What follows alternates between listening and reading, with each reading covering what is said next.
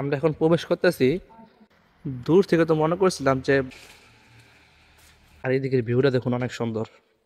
যাইতেছি দেখার জন্য গরু ফার্মটি কিভাবে তৈরি করে। শেষ বিকাল, রোদ হেরে পড়ছে।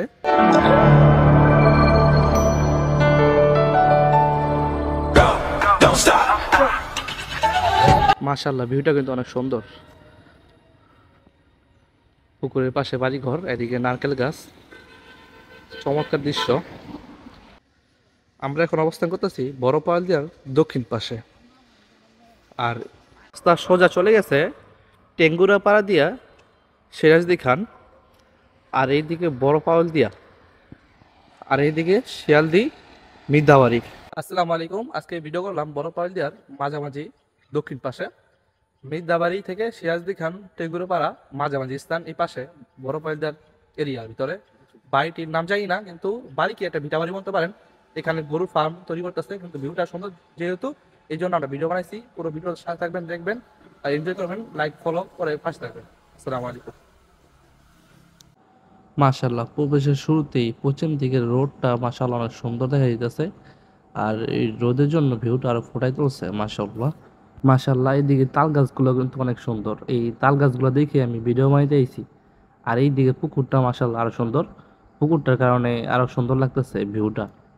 আর এই দিকে কিছু বাড়িঘর আছে, দেখানোর চেষ্টা করবো আপনাদের। বাড়িঘরগুলো মাশাল্লাহ অনেক সুন্দর।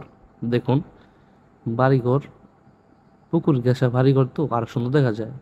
সাথে গাছপালা ভরা। চল নিয়ে গিয়ে যায় সামনের দিকে। আমরা গেটের সামনেই আছি, এখন ভিতরে প্রবেশ করব, চলুন।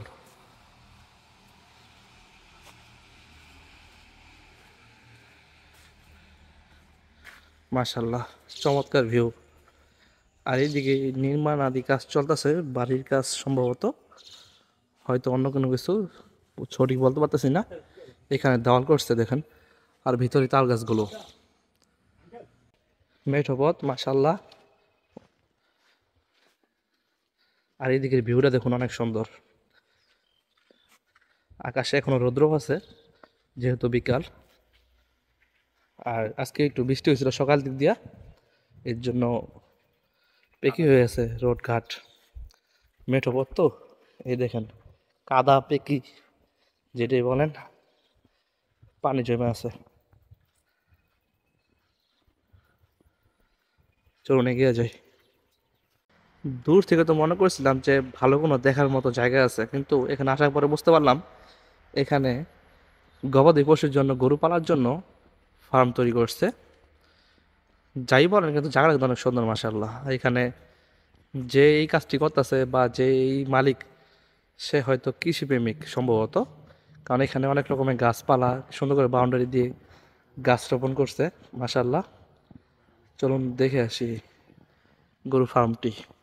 যাইতাছি দেখার জন্য গরু ফার্মটি কিভাবে তৈরি করছে। আর নতুনই দেখা যায়, হয়তো কাজ চলতেছে বা এখন বন্ধ আছে হয়তো। এই দেখুন ভিতরের ভিউ।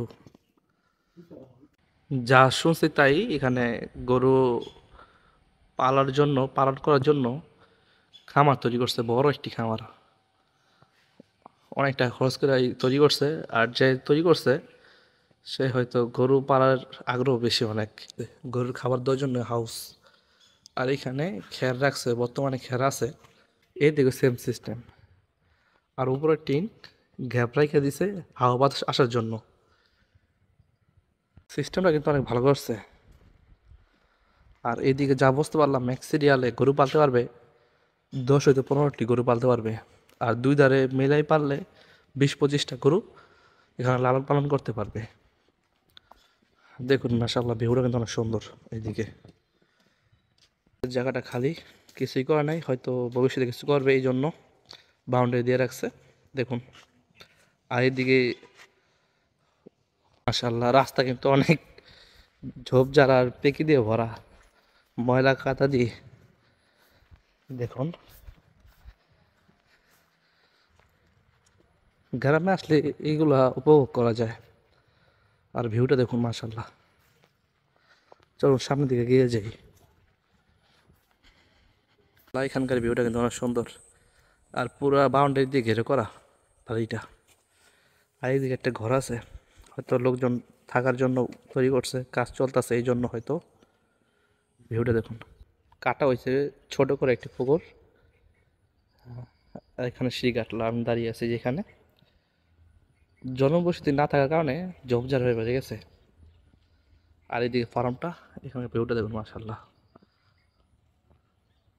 পুকুরে নতুন পোনা ছাড়া হয়েছে, মাছের পোনা, নাম বলতে পারবো না, কিন্তু দেখেন অনেক পোনা খাবারের জন্য ঘোরাঘুরি করতেছে বস্তার চারপাশে। এখানে লাল শালুক পাতা, হয়তো লাল শাপলা হবে। আমরা এখন বের হয়ে যেতেছি, কারণ ওইদিকে যাওয়ার কোনো জায়গা নেই আর দেখার এরকম কোনো জায়গা নেই। যা দেখানো তো আপনার দেখালাম আমি। আর এইদিকেও কিছু নির্মাণ কাজ চলতেছে, দেখেন ওয়াল করতেছে, হয়তো ওয়াল করে এইদিকে ফার্ম করা হবে সম্ভবত। আজকের ভিডিও আমরা এখানে শেষ করলাম। হয়তো যেরকম চিন্তা করছি এরকম ভিডিওটা করতে পারি নাই, আপনারা হয়তো দেখে মজা নাও পাইতে পারেন বা ভালো লাগতে নাও পারে, এই জন্য আমি দুঃখিত। আর ভিডিওটা পুরো দেখে থাকলে লাইক কমেন্ট শেয়ার করে পাশে থাকবেন। আজকের জন্য এতটুকুই, আল্লাহ হাফেজ, সবাই ভালো থাকবেন। আসসালামু আলাইকুম।